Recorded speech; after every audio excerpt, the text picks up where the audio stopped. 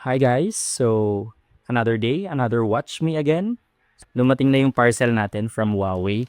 Yeah, i-unbox na natin siya. So, parang 2 days din siya pinaday. Okay?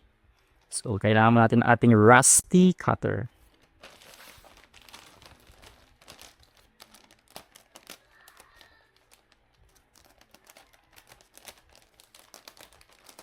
Sobrang purol.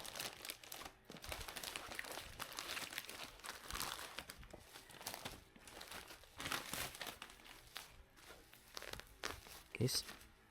So, nandito kang warranty receipt, team list, yung mga nasa loob. So, bubble wrap naman siya.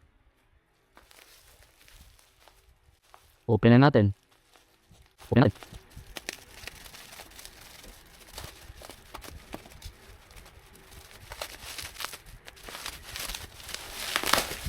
So, una sa listahan, itong ating Huawei FreeBuds SE2. Yan, freebie.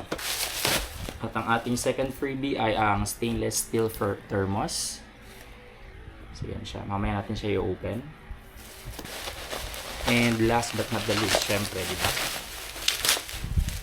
From Huawei, ang ating bagong watch. Huawei GT6 Pro. Diba? Sobrang ganda. Yung brown ang nakuha natin. So, yan siya. So, tuloy natin pag-unbox.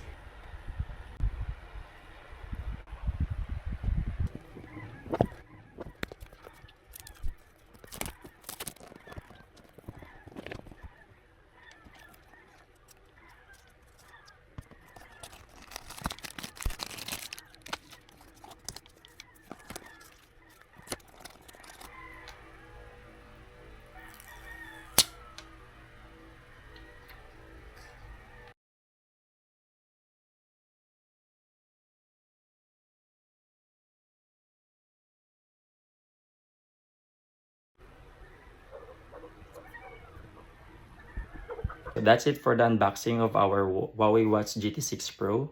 So gamit na natin siya ngayon. Then one of these days gagamitin natin siya tatakbo.